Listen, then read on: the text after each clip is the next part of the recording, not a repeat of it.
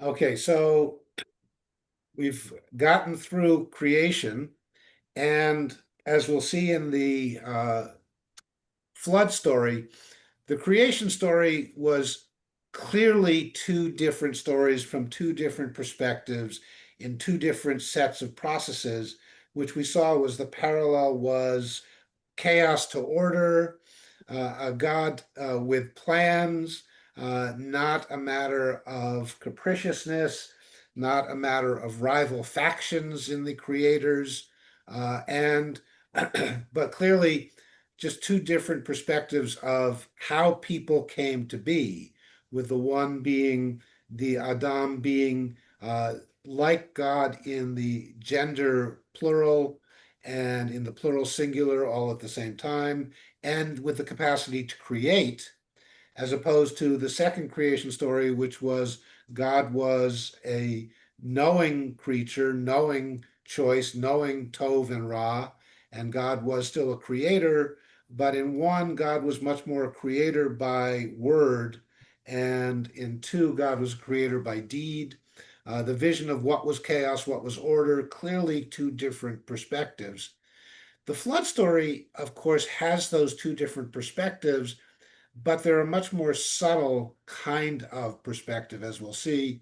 And so the editorial person, committee, whatever it was, taking these two separate versions of the ancient pre-Israelite or the unification of the Israelite tribes and communities, was able to cut and paste bits and pieces of the flood story into one scrolling story. So that's what we're going to see now as we look at the text. And this is chapter 6, remembering that chapters 4 and 5 were the generation stories, the transition from, here we go, the transition from the creation into the sense of humanness. And now we have where we go next. And you'll notice chapter 6, 1 is on the right side, 2 is on the right side, suddenly 3 is on the left side, 4 is on the right side, 5 is on the left side, 6 is on the left side, 7 is on the left side, and then back to the right side where we get the rest of the story, 11 and 12.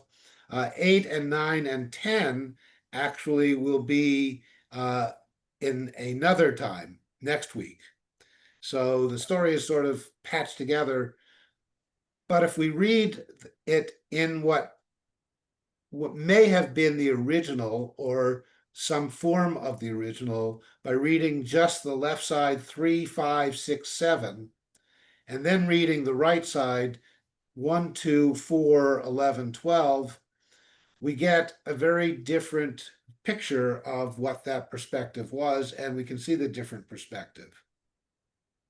Aside from the linguistic issues, that the verses on the left side tend to be longer than the verses on the right side, the deity, the divine creator, the divine in control of all of this is the Yud He Vav He on the left side, and is the Elohim and sometimes Ha Elohim on the right side.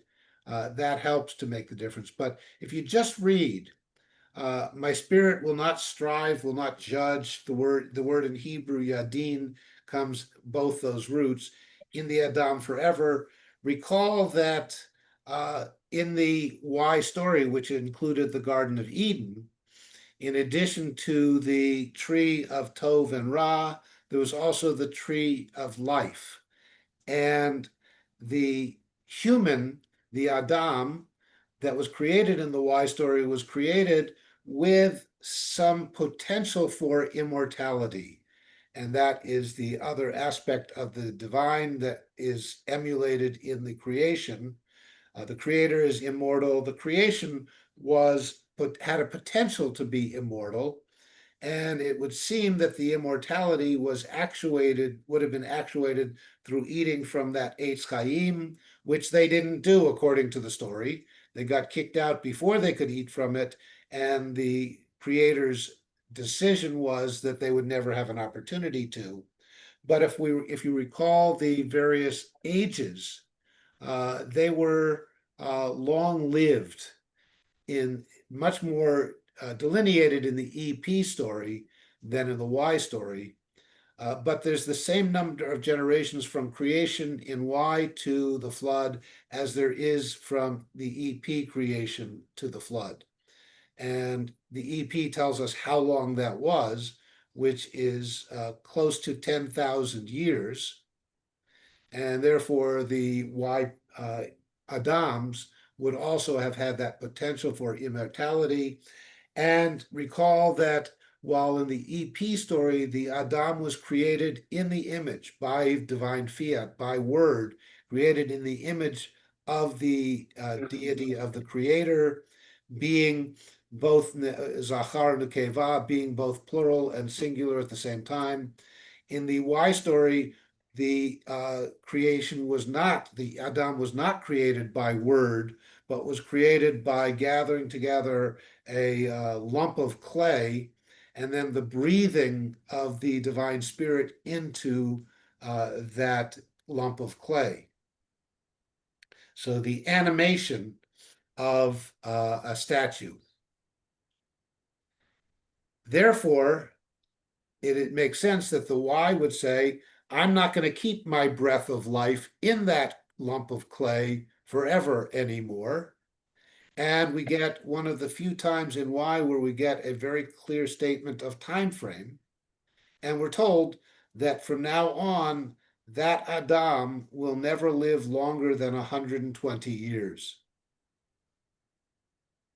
And this statement here then becomes the justification for the later rabbinic understanding that Moses was the complete, the perfect human, because Moses is the only one in the recorded history, rather than in the legendary or mythological history, that lived to be all the way up to 120 years old.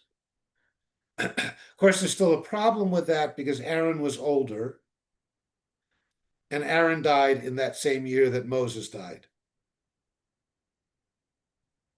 But we don't deal with that. Yeah, So, Miriam was older too. and Miriam was older also, but she Yeah, dies earlier in a little bit of an uncertain time, yeah. whereas Aaron dies when they're at Mount Hor. Mm.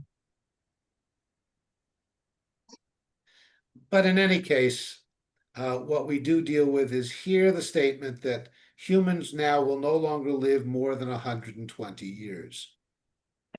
It's a good number. It happens to be a fairly accurate number, but I think that's more by accident than because I don't think that certainly in the biblical times that they were writing this, that they ever experienced a person living to be 120. The psalmist actually bears that out because the psalmist says the age of a human is 70 years, or if you're lucky, you can get to 80. And there certainly would have been septuagenarians and octogenarians, rarely but around throughout all history, because we do have, even in medieval times, we do have records of some people who lived into their 70s and 80s. But to make it to 100, you really had to have good genes and good health care. And that was So few and far 120 between. is more, a projection from the 80. If you live to be 80, you certainly, and you look at the people who are 80 in pre-modern healthcare, they're not in wonderful shape. No. So, give them credit for maybe 140 more years to get them to 120, which there are certain numbers that in the mathematical world of the ancient Near East and in Greece, certain numbers that were considered to be especially perfect or mystical, and that was 6, 60, and 120, because they're numbers which have so many different divisors. And the Babylonians knew that, which is why we have 60 seconds in a minute and 60 minutes in an hour and 360 degrees in a circle and 60 degrees in a triangle. Hmm. Interesting. It's funny because sometimes I think, well, how could people, in biblical times have lived to be so old? There's no medical intervention and, nothing to help them ward off, I don't know, wild beasts or whatever. But sometimes I think life was so pure and organic. They weren't using plastic bags and cutting boards, and they didn't have, the equivalent of a plastic spoon in their head, as apparently we all do. So Not a yeah, lot of mercury in those fish. everything was organic. Yes. But still, there's so many different factors, which is why if you survive childhood, and so reading life expectancy in various times and eras can be very misleading Mhm. because child mortality, infant mortality, and child mortality was so high Yes. due to all the things that we now inoculate against, Mhm. as well as other factors. Yes. Yeah.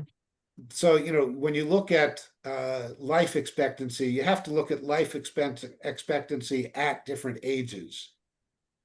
And yes, if you lived to be 30 or 40, you did have a shot to be 50 or 60 Right. without modern medicine. And, Right. again, in biblical times, the recognition that priests served a certain time span and they lived to be 60. They worked to be 60. Again, 60 is a good mystical number, like 40. 40 means a lot.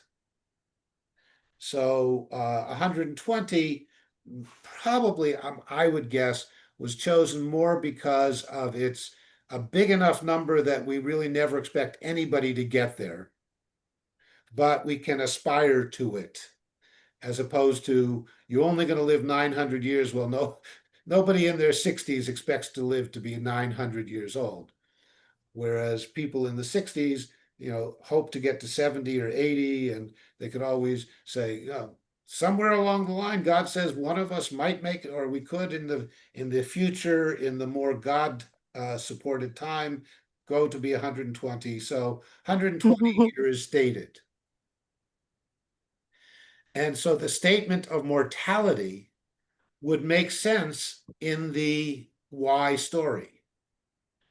When you combine them and you read 612 and then follow it by 3, it really doesn't make sense. And we'll go back to then the parallel statement in 1 and 2, where Adam begins to multiply on the earth. Remember, what was the charge to the Adam in the creation story was to be fruitful and multiply. And then we don't get anything until chapter 5, which is the continuation of chapter 1. And chapter 5, we find that the Adam that was created, both Zachar and Nekeva, both singular and plural, created an offspring, and that was the original story, created an offspring which was named Shet, which was also both male and female, would be the implication of the text, because it says the Adam created an offspring that was in its own image and after its own likeness. And so that would have been the cloning attempt to be fruitful and multiply. And then the Adam realized that it's going to be awfully hard to produce a lot of these clones. And they probably already knew that clones were inferior to the original. There was always something that didn't quite transmit. So the Adam created a new form of being fruitful and multiply back in Genesis chapter 5, and that had sons and daughters. And that was the budding rather than the cloning. So the Adam begins to multiply and has, as we recall from chapter 5, sons and daughters. And so this is the reminder from chapter 5 that there were daughters born, not just sons. And this then possibly is a little bit of a reflection of the sociological template the vision of having girls versus having boys as children. And because what happens to the daughters?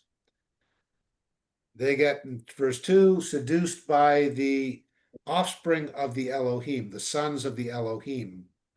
And it's Ha Elohim, so it can be God or it can be the gods. And throughout the Torah, there's a recognition that there are gods of other peoples. And there's always an attempt, don't be dissuaded from your God by these gods of the other peoples. So these gods of the other peoples created their own sons, and the semi-divine sons of the gods then looked at the human females and said, boy, are they attractive. They looked and they said, they are good to look at. And so these sons of the Elohim then take the daughters of the humans. Today we will read the Aliyot for the first time. Sorry. And they chose wives for themselves, women for themselves. And again, Isha is both wife and woman. To follow that with the statement, my spirit will not live within them and I will live only to be, they will live only to be 120 years, really doesn't make sense. When you read the text, it's like a break. It says, wait a minute, now that we're talking about this wonderful story, let's break it with this little parenthetical statement. And that was the, I think, genius of the Torah creator, the Deuteronomic or whoever it was, who put all of these things together. By putting them one to the other, we think they follow naturally. However, really the most logical statement after we get that the semi-divine mate with the human, the male with the female, they give birth to the Nephilim. And who are the Nephilim? We have no idea. But they're usually translated as giants. Yeah, when I Googled, that's what it came up as. Yep. Giants, yeah. Giants, yeah. I wasn't sure, you know, Yes, literally mean tall, giant people, like well, ogre? actually, it comes from the word nafal, mean to fall, the fallen ones, Hmm, which is a different mythology about the fallen angels I see, and those yeah. who fell from grace. Mhm, mhm.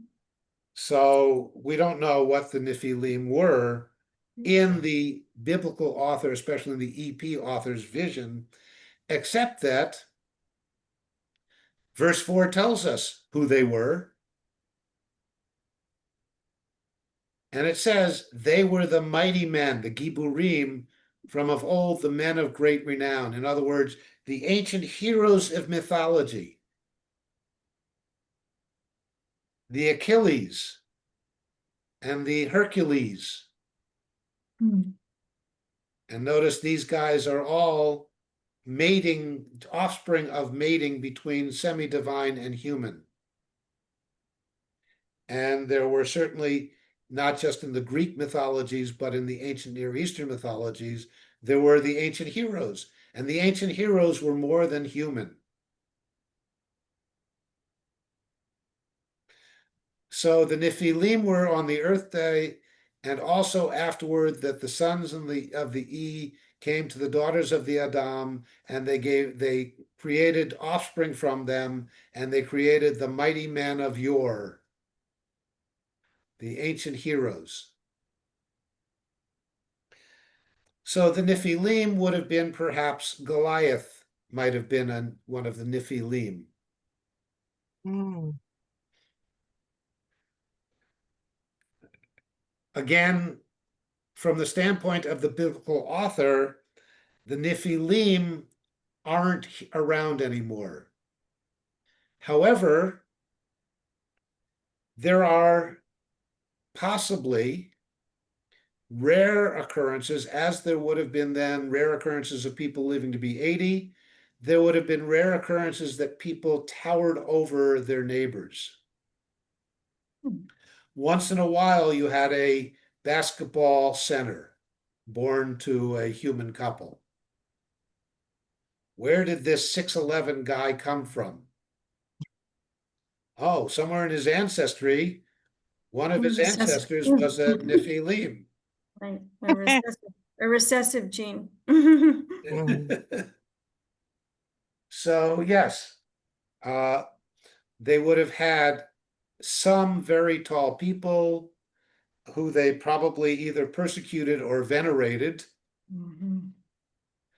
But that's this story, which makes sense in and of itself, and we don't need anything else. But what happens in most of the mythologies to ancient heroes? And that is often they get drunk with power. They lose their mortality, morality, and humanity. Not And just so ancient ones. so we go down to verse 11, which would have been where the story continued, and the earth is corrupted with and full of violence.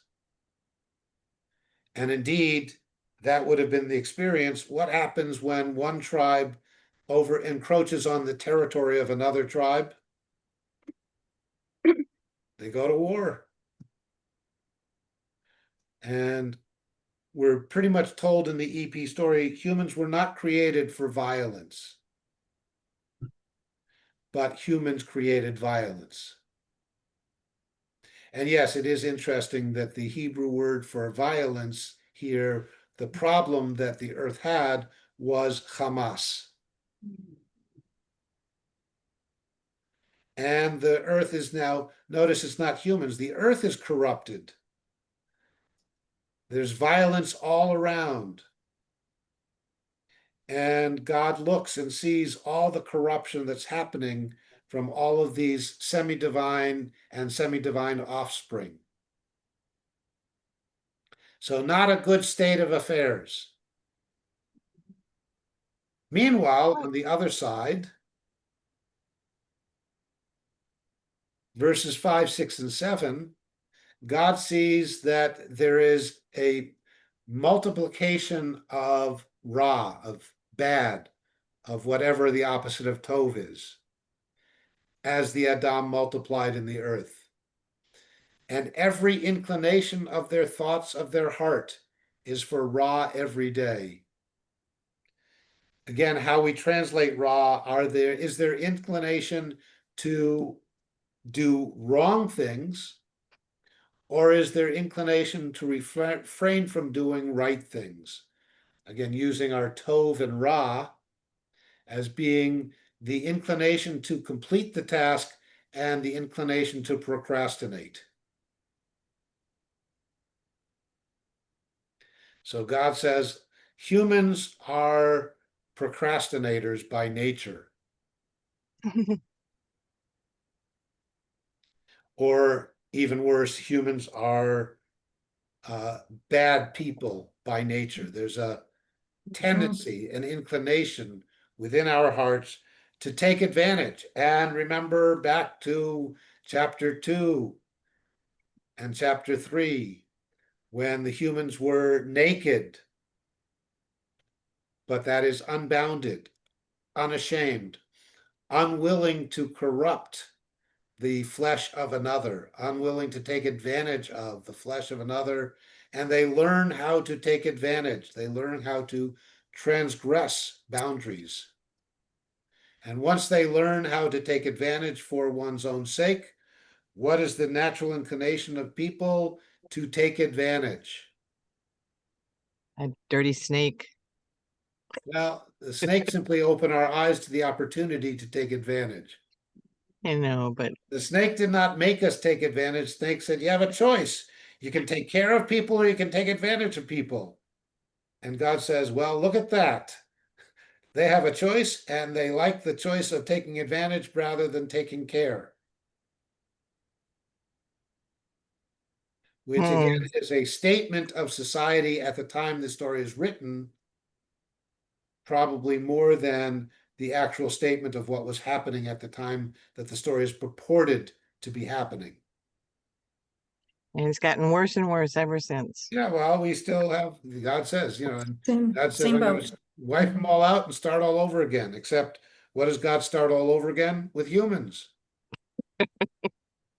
The EP story would have been a great, God wiped us all out and started over with dolphins. But no, we have people around, so we must still have gotten here somehow. But again, we have evidence of floods, and we have evidence of floods much larger than we personally have ever experienced. We have evidence that would tell us that there were worldwide floods, because we go to the desert and we find shark teeth. We go to the mountains and we find seashells. So therefore, there was a worldwide flood.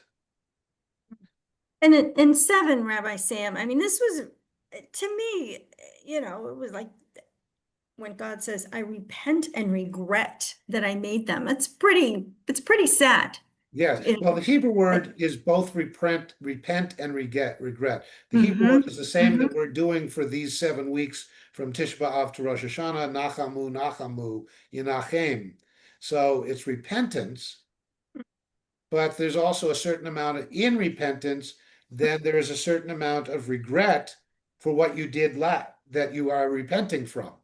And so you just said that, when God had the opportunity or made the decision to do it all over again, he created humans. So is that an expression of confidence that humans can do better? I mean, maybe, I don't know. Yeah, I think, and again, from the standpoint of who's telling the story, and when the story says it's happening. So if it's the people who are telling the story, then yes, it would be a statement to the people, look, God still has faith in us, even though all of this stuff that caused the flood in the first place hasn't disappeared from our society. I mean, one can almost see the itinerant preachers or the mega church leaders of the Phoenician world, of the coastal world, standing up in their pulpits and saying, God has faith. God trusts in you. God repented for what our ancestors did, but we can stop taking advantage. We can care. And then, of course, if it's a modern preacher that's preaching back then, all you have to do is send me all your money, and I will help you follow God's will to take care of the needy. Yeah. Sure. In my urban tank or traveling garbage can, depending on how you look at a Tesla. Oh, I saw an ugly Tesla yesterday on the highway. Oh my God. They are so ugly. They are. In any case, yes, one could see that this could have been God wiped us all out except for Noah and his family, which is coming up in the next week or so. God could have wiped us all out completely, but God saved us because there is within the human the capacity to overcome that inclination of the heart towards Ra. And that becomes a parallel message, again, between the two stories that helps it seem like one story. But as I say, if you read the stories separately, it's hard when you put them back together to not see the discontinuities. So yes, God says, I will blot out everyone from Adam to beast, from man to human. And we're blotting out all of and again, notice we're blotting out earth, land, and air creatures. There's no thought about what happens to water creatures. And all of the water creatures that they would have known would have been most likely freshwater creatures. So certainly in a flood, they would have survived. Whereas the people would have recognized that the saltwater creatures would not survive in a freshwater environment. So we have a different kind of flood story. And we'll see other evidences as well of the two. But why? I repent, I regret that I made them, but, and that becomes the other side of the statement, I am not giving up on them. And that will be next week with the actual preparation for the flood. I'm sorry I made them, but I'm not going to completely undo the creation that I made. And then the why story, again, much simpler. I don't like it, but I'm stuck with it. The EP story, much more of the story, because again, the why story would have been a much more parochial, local, Bedouin kind of community, just the flockers traveling.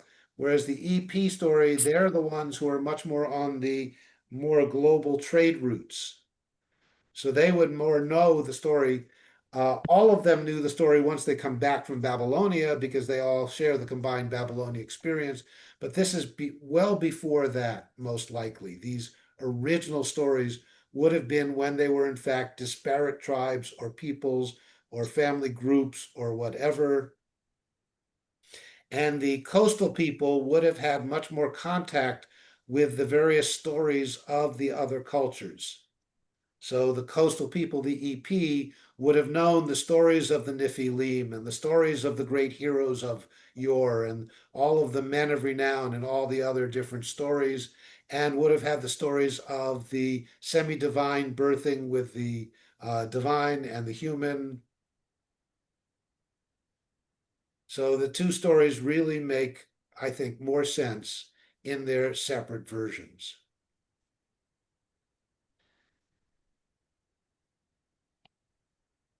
So other thoughts or comments or questions on that before we get a little pre-taste of next week? It's Create just, more questions. Anderson, it's so sad how men gave in to their bad side. Well, and again, notice it's very interesting again, I think. In both stories, it's the Adam, who now is the male, Mhm. that's having all these problems. What's happening to the females? Well, in the Y story, nothing is happening to the females. They're completely out of the story. And recognizing again, possibly the cultural elements of the inland, of the itinerant world, of the patriarchal world of the inland, but very highly patriarchal. The women, for the most part, are not even worth mentioning. They are just whatever the men are doing, the women are there. In the EP story, you notice the women have a much more prominent role, but they're not exactly an active participant in that role.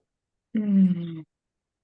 They get taken by the powerful semi-divines, and they give birth to the great men of yore, the men of renown, the heroes of old.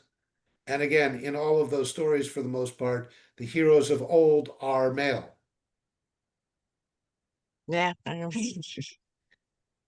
The question always arises, since we do have goddess mother, we do have goddess stories in the ancient Near East, and we do have goddess worship in various places.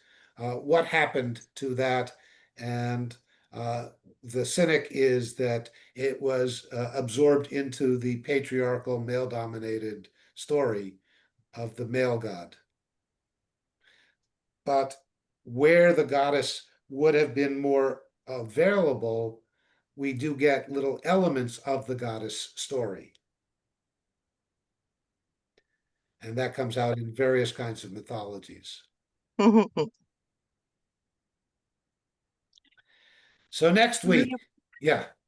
Next week. Yep.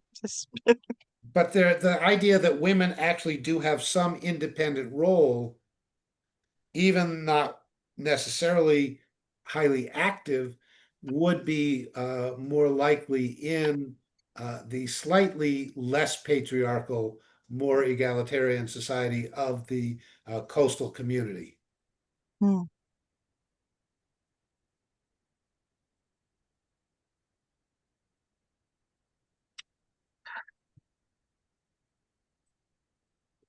Okay, reading for next week. The why story is pretty easy. There's not much to it. Mm.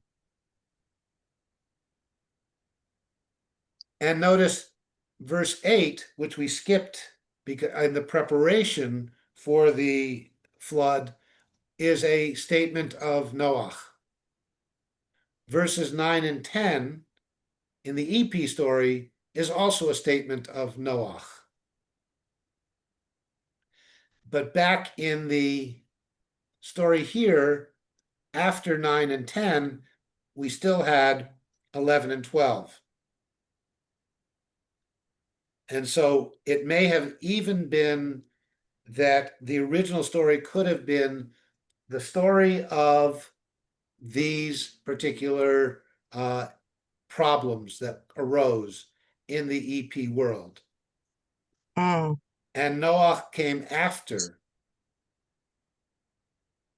but the editor redactor put the Noah passages before, in between. If there is some kind of editorial decision making going on, then to go from 7 to 11 really is jarringly disjointed, because 11 follows much more naturally on 4. If you Mm. separate 4 from 11 by not only 7, the Y story, but the 2 different Noach stories in the middle, you get less jarred. You are less disjointed because you forgot what happened way back in 4 by the time you get to 11. Just a thought on how these verses were arranged. Like this is what happens, but Noah was a good guy, and then the world was bad. Exactly. And so when you're reading practice, this is easy to read on the left side. Yeah. Y has a lot more stuff in it. Yeah.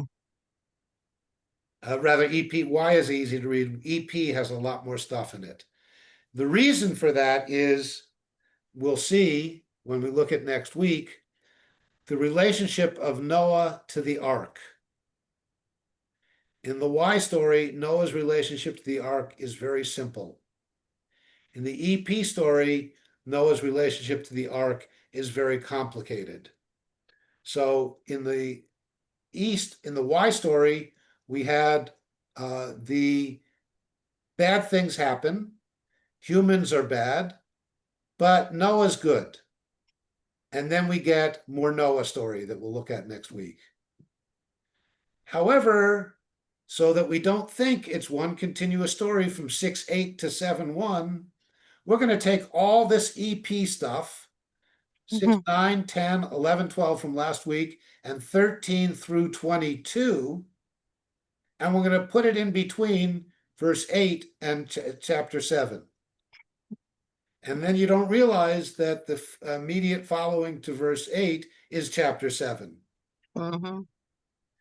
The same way that when we left chapter 1, we put chapters 2, 3, and 4 before we get to chapter 5, so that you don't notice that chapter 1 really follows immediately with chapter 5.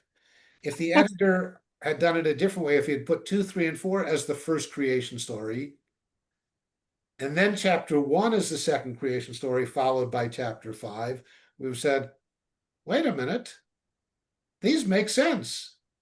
But by putting 1 as the first creation story and then 2, 3, 4 as the second creation story, by the time you get to 5, you say, oh yeah, this follows chapter 4, not chapter 1.